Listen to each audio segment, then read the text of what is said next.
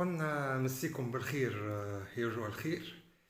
اليوم احنا متواجدين بحذا سي عبد الملك العريف. مرحبا سي عبد الملك. مرحبا، اهلا وسهلا. باش نحكيو شويه. نحب نحكي على السي في نتاع سي عبد الملك، على خاطر ما شاء الله ما انا واحد من الناس ما كنتش نتصور معناتها المناصب اللي شدهم سي عبد الملك. دونك سي عبد الملك مولود 26 جويلية 1946 في أكودا. 42 42 باهي، يعطيك الصحة سي عبد الملك. أب لي 4 أطفال ما شاء الله، ما عادش أطفال تو.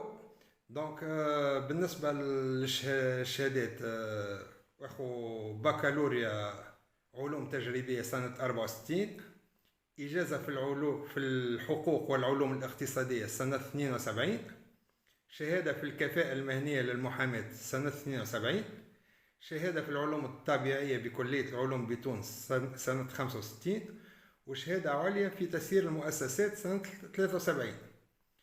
بالنسبة للتدرج المهني، ملحق بوزارة الشؤون الخارجية سنة 73، ملحق بديوان وزارة الداخلية سنة 73، والي جندوبة سنة 73 زاد كيف، والي بنزرت، ومن بعد شد سفير تونس بسلطنة عمان وعميد السلك الدبلوماسي، وبعدها مدير عام للإذاعة والتلفزة التونسية، بعد وزير الثقافة، بعد وزير الإعلام عام 88 و 89، رئيس مدير عام الشركة العقارية للبلاد التونسية 91. هذه شركة السنيت يا عبد السنيت. رئيس مدير عام الشركة التونسية للشحن والترصيف سنة 95. ستام. رئيس مدير عام الوكالة القومية للطب والوقيت سنة 97. رئيس مدير عام الخطوط التونسية من 98 ل 2002. رئيس مدير عام الأنشطة البترولية 2002. ما شاء الله، طولوا بالكم. هذا إلى جانب عدد أنشطة ومسؤوليات أخرى، منها كاتب عام للشبيبة المدرسية الجهوية بسوسة بالمكتب الجهوي بسوسة 62، عضو الهيئة الإدارية للاتحاد العام لطلبة تونس من 65 ل 68، كاتب عام مساعد بالمكتب التنفيذي للاتحاد العام لطلبة تونس 65 ل 67، رئيس المكتب القومي للطلبة الدستوريين عام 70، عضو الديوان السياسي للتجمع الدستوري الديمقراطي عام 88، وعضو اللجنة المركزية للتجمع الدستوري الديمقراطي عام 89، ورئيس المنظمة الدولية للسكن الاجتماعي عام 95 مقرها في باريس وتضم ما يزيد عن 40 بلدا، ونائب رئيس منظمة شركات النقل الجوي الفرنكوفوني مقرها باريس، هذه هي اللي قلنا عليها. عضو الهيئة المديرة الأوروبية للنشاط السمعي البصري أوروفيزيون عام 86، كاتب عام لهيئة وزراء الإعلام للدول الإسلامية عام 89، متحصل على الصنف الثاني من وسام 7 نوفمبر، الصنف الثاني من وسام الجمهورية، الصنف الثاني من وسام الاستقلال، والعديد من الأوسمة الأجنبية عربية وأوروبية، فيها المصرية والعراقية والعمانية والسودانية والفرنسية والبلغارية. من المؤلفات متاعو فلسطين والشرعية الدولية، وبنزرت حقائق وآفاق. إن شاء الله ما نسينا شيء سي عبد الملك. سيدي مرحبا بك في دارك. وانت في دارك. عايشك سي عبد الملك، ربي يفضلك. دونك سي عبد الملك نبداو واحده نحكيو من الصغرى، نبداو من أكودا، معناتها من قرايتنا في أكودا وين قرينا، ونمشي واحده في ما شاء الله معناتها مسيره هذه يحب لها 3 ايام معناتها واحنا نحكيو. في الحقيقه انا مولود بأكودا، معنا في لان والدي ووالدتي يسكنوا في أكودا، وتربيت في أكودا، وقريت الابتدائي في المدرسه الفرنكو عرب، معناها لان هذيك المدرسه الوحيده اللي كانت في السنوات هذيك، معناها نتاع تقريبا 47 فهمتني. و نجم نقولوا أن كنت من الأول، لأن الوالد كان من الوجوه متاع النشاط الاجتماعي والحزبي والنقابي في كودا والرياضي كذلك فهمتني. فكان هو معناها أمين مال فوج الكشافة، ومن هذيك دخلت في الكشافة في كودا، كان على نادي في سيدي عبد القادر، ومعناها بديت النشاط متاعي الاجتماعي في الفترة هذيك متاع التعليم الابتدائي في كودا. بطبيعة الحال التعليم متاعي كان تعليم معناها عادي، وتلمذت على أعلام من المعلمين متاع كودا. وكودا بلاد علم بدون منازع، تفكرش منهم اسامي اللي قريت عندك؟ تفكروا تبارك الله ما شاء الله برشا. هما سي محمد بن قاسم الله يرحمه اللي كان بعد ولا في المجلس التأسيسي في تونس، وكان مناضل زاد سياسي شيء، وسي درغام فهمتني كان زاد معلم عربية. سي علي غنيمة زاد كان معلم عربية، وسي نقولوا له احنا القراجي، هما ما هو غدار سي محمد. اي سي محمد راجل عمتي. اي راجل زاد فاضل فهمتني وكذا، ويحب النظام وكذا كل شيء. وسي محمد المتهمم فهمتني الله يرحمه زاد معناها هو تلمذت عليه خاصة العلوم، خاصة الحسابيات فهمتني. ومن جملة الأشياء فهمتني وقتها الوالد معناها يتقابل مع سي محمد المتهمم في السوق، قال له راهو في السانكيام اني، قال له عبد لك مش نخليه يعدي السيجام. قال له سي محمد كيفاش هو ما عملش السيجام ويعدي السيجام، زعما ينجح ولا ياكل فيها ستاكا فهمتني، راجل ما قراش السيجام ويعدي ليكزامان السيجام اللي هو مناظرة وطنية فهمتني. قال له لا خليني ما تكشفنيش، خليني وش باش تخسر اللي كان ما نجحش مو باش يعمل سيجام بالطبيعة فهمتني. فأصر وألح على الولد، وعديت ليكزامان دو سيزيام من السانكيام اني، وتعديت وقت الصباح تعمل حتى الترتيب حسب المعدلات وكذا، جيت سانكيام sur toute la République ما شاء الله. عملت القسم تاع سيزيام فهمتي. والعاد سي محمد قالوا لا يا خالي عزيز توا الولد نجح، شفت وكان قلت لك وكان كذا، قالوا بالك شي تعداش الضعيف ولا حاجه، قالوا ما تخافش عليه. دوك هذه معناها بعض ملامح من حياه.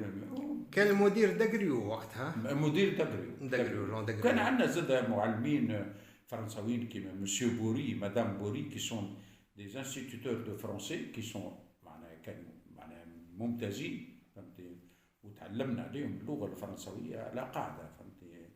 معناها حتى وقت الواحد يمشي معناها بعد المعهد الثانوي في سوسه تلقى الارضيه نتاع التعليم قويه برشا، باز قويه برشا. وهذاك هو تعليم بصفه عامه، اذا كان القاعده قويه ما تخافش على الواحد.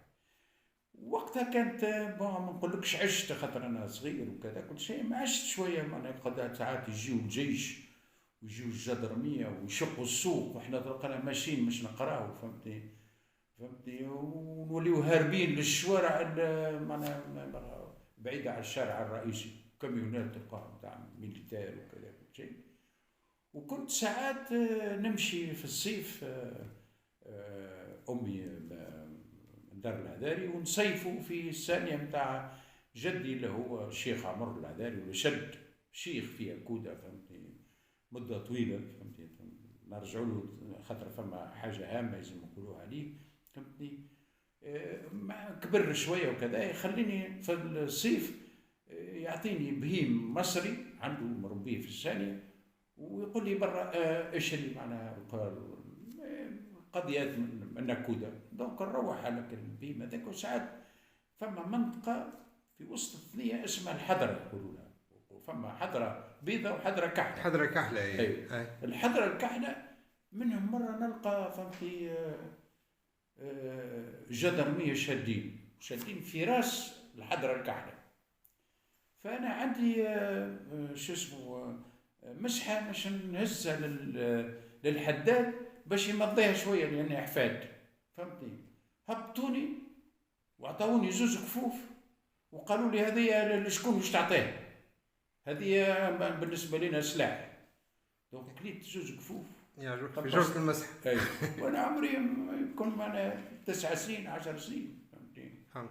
باش معناها هذه نتفكروا من الحاجات اللي نتفكرها على الاستعمار الفرنساوي معناها كمشاهده فهمتني كذا شيء. نرجع شويه على الشيخ عمر خاطر وقت اللي شد في كودا كان راجل مستقيم برشا، وقعت عليه حتى بعض اغاني شعبيه فهمتني وكذا. شنو الاستقامه نتاعو؟ حقي ما يخوش نتاع الناس ابدا. كان وقت اللي هو في كودا ساعات بعض فلاحه يجيبوا له شويه جلبانه شويه عظم عربي شويه كذا، كان يجيبوا له الحانوت نتاع المشي ما يقبلش، وساعات يفاجئوه يهزهم للدار فهمتني. كي يهزهم للدار يفيق بعد مرته كيرا واحد تقول له راهو فما واحد دق وخلى الصندوق هذايا فهمتني. ساعات يخلي اسمه ولا يقعد يلوج حتى يلقى شكون. فما في اخر العام يخلصوا المكس، كل انسان فلاح ولا عنده نشاط معناها هو كان الشيخ يرفع الاداءات بسيطه موجوده. ايش يعمل؟ ياخذ كل الورقه هذيك باع عند زوير صندوق جلبانه جابه له واحد طلع يجي يمشي يخلص المكس السيد هذاك يقول له يا فلان راك جبت لي صندوق جلبانه بعناه عند زوير كذا كذا وانت مسال في المكس بتاع السنه كذا كذا، نطحوا منهم صندوق جلبانه يوليوا كذا كذا.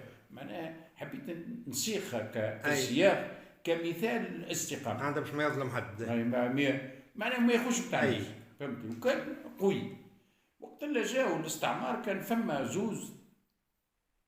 هو في المقاومه لازمنا نقولوا هذا المؤرخين قالوا عليه الكون فما ناس اللي كانت فلاقه وكانت مؤيده الحركه الوطنيه وبورقيبه اجلبهم واستفاد منهم والحزب نقولوا بصفه عامه استفاد منهم، لكن كانوا ساعات قطاع طريق. شنو معناها؟ معناها تجي القوافل اللي تجي هازه سلعه على ليبوك فهمتي معناها واثنين عربي اثنين تونس وكذا كل شيء يقطعوا الطريق هذاك كان كاميون ولا معناها جمال ولا حاجه وكذا يفكوا المنتوجات هذيك ويبيعوها فهمتي وكذا. جاو فما زوز معناها فهمتي كوادا فهمتي كما تخلوش الذاكره، واحد من دار الغزال والاخر ما نعرفش من دار الورداني ولا حاجه كيف هكا، وكانوا مقاومين كانوا معناها فهمتي معناها ديما معناها ضد الاستعمار يساهموا في بامكانياتهم في مثلا عمليه سابوتاج ولا معناها كذا ولا شيء. طلب الحاكم بسوسه الشقايد ولا شنو كذا قالوا يا شيخ اما تجيب لنا الغزال والورداني والا ما بني راهو مش نحاكمك. خمم الشيخ عمر قال انا ما نبيعش ولاد بلادي. صحيح ممكن عندهم شويه هكا فهمتي ساعات ضريبات يعملوهم فهمتي معنا كذا، لكن مشى حرر الاستقاله نتاعو واستقال من مشيخه والتحق بشط مريم. كان عنده سارية كبيرة فيها شي 20 هكتار على شط البحر وقعد حياته كاملة يعيش غاديكا واعتزل كل ما هو اجتماعيات فهمتني. معناها حتى المشي نتاعو يمشي ساعات لسوسة ساعات يهبط لكودون. ما كانش انا صغير يعطيني معناها حشاك البهيم ويقول لي برا جيب لنا الدجاج جيب لنا كذا جيب لنا كذا جيب لنا كذا اخذي وكا. هذا حبيت نعرج على خاطر معناها حلقة من حلقاته وقت اللي زاد معناها الألمان وكذا كل شيء خذا موقف ضد المستعمر الفرنساوي بصفة واضحة في سلوكه وفي كذا. عاد الكوادا وقتها مانيش حافظها عملوا غناية وقت اللي الشيخ عمر استقال من المشيخة، فهمتني، معناها على الشيخ عمر كيفاش، فهمتي معناها، فهمتي سير المشيخة وكيفاش مشى وخلاني، فهمتي الشيخ عمر مشى وخلاني، فهمتي معناها كوم كوا سيت اون بيرت. فهمت. باهي بعد الراجحية، بعد الابتدائي معناها في كودا، اختي الاصغر مني معناها، معناها وقتها معناها الناس كل محافظين، فهمتي معناها، حتى معناها في الريف ولا في البلاد ولا كذا. اختي ولات مش تقرا في الليسي، انا قريت العام الاول نصف بيات، نمشي الصباح في الكار، فهمتي، نقرا ونفطر في الليسي، فما ديمي بونسيون، ونقعد شويه بعد معناها نكمل الدراسه نتاع العشيه، ونروح في الكار في العشيه. اختي الكار مزدحم، كانت تجي من القلعه وكيران صغار، فهمتي، نتاع معناها 20 25 بلاصه، وقتها برشا ناس ولا تخدم في سوسه في المعامل في كذا كل شيء. قال انا ما نخليش بنتي معناها كاك تقعد في وسط ناس ومزحومه وناس يدزوا فيها وكذا كل شيء، ولا شرينا دار في سوسه، دار معناها متواضعه في الكورنيش، فهمتي، ولينا نسكنوا باش اختي ما تساهمش في الازدحام تاع الكار اللي يمشي لكذا. دونك انتقلت انا بطبيعه الحال بالسكنه لسوسه، وبشرت التعليم الثانوي معناها، فهمتي، في الدراسه، كنت معناها، فهمتي معناها عادي وخير من عادي شويه في المواد وكذا، حتى لين بلغت البريمير بارتي دي باك، وبعد الدوزيام بارتي دي باك، وعديت فتك بالحديث، عديت كانت فما شهاده عندها معناها قيمه برشا، هي البروفي دو بريمي سيكل يسميوه، واللي ياخذ البروفي معناها حاجه كبيره، ويعملوا متفرحات وصغاريط في الديار وكذا كل شيء، ولدي خذا البروفي، فهمتي. انا قلت لك مغروم شويه بالكشافه، كي انقطعت على كودا بعدت شويه على الكشافه، خاطر الفرقه اللي ننشط فيها في سيدي عبد القادر، وليت دخلت الشبيبه المدرسيه، وفي الشبيبه المدرسيه فهمتي معناها ولينا نقوموا بانشطه، فهمتي، نعملوا سينما في اخر الاسبوع، نجيبوا لي زانتر، نجيبوا الناس الكل، ونجيبوا استاذ، نجيبوا فيلم اتاز، معناها فيلم فيه قصه اما فلسفيه ولا سياسيه ولا اجتماعيه، والاستاذ هذاك يعمل يسير حوار بعد الفيلم، تعملوا ديبا، والتلامذه يسالوا والاستاذ يجاوب وكذا كل شيء، ولكن الاساتذه متضلعين في السينما ومتضلعين بطبيعه الحال في الثقافه، فهمتي. هذا انا كنت مسؤول على الماليه، فهمتي، مسؤول على الماليه، والوالد وقت اللي نعمل الحساب ويتبع وتسكر الكل، عندي كرتان نحط لك الفليسات، فهمتي، احنا وقتها ب 100 فرنك التذكره، ولكن 100 فرنك عندها قيمه. الوالد نجيب لك الكرتابله، يقول لي هاي وقت فلوس، يعطيني 300 فرنك، يقول لي هذوما غدوه مصروف لحد. كان مشيت للماتش، مشيت تفرج في الليتوال، كان شريت كلاس، كان شريت كاس كرود، هما 300 فرنك. تمشيش تحط يدك على فلوس الناس، رد بالك، ونهار الاثنين نحبك 8 قبل ما تمشي تقرا تتعدى البنك تصبهم في البنك. وكنت معناها محال في تربيتي معناها ما عنديش سلوك، الحمد لله. اما لكن كنت نخاف من بابا، ويبدا الكرتابله يقول لي حطها في الخزانه ويسكر عليها بالمفتاح وما يعطيها لي امي تسحل عليا. كان نهار الاثنين الصباح، وبعد ما جينا مروحين طالعين الجامعه وخذيت البكالوريا، جينا لجنه التنسيق، خاطر وقتها شابين المدرسين تابع لجنه التنسيق الحزبي، فهمتي، في سوسه وقتها سي قنطاوي مرجان بو كمال مرجان، فهمتي كذا حسين. جينا نشوف في الحساب نلقى عندنا 2,700,000 بك الميات هذوك، بك الميات هذوك، فهمتي. ونعملوا ساعات حفلات صغيره، كانت عندنا فرقه موسيقيه في الشباب المدرسيه، وكان نعملوا زاد رحلات نفضوا منهم شويه، معناها نكريوا الكار، وساعات الولايه تعطينا الكار واحد، ونمشيو الكسرين، نمشيو الجربه، نمشيو، معناها كانت رحلات دراسيه، ويمشي معنا انسان معناها مع سيرفيون جينيرال ولا سيرفيون كذا. الحقيقه فهمتي كانت فرصه باش زدت تمرست في الشبيبه المدرسيه، وكان ثم فرع نتاع اتحاد العام لطلبه تونس، لان الطلبه قبل ما كانوش برشا، كان الا في الكلاس ترمينال عدى البريمير بارتي ونجح باش يمشي للدوزيام بارتي، يولي منخرط في الاتحاد العام لطلبه تونس.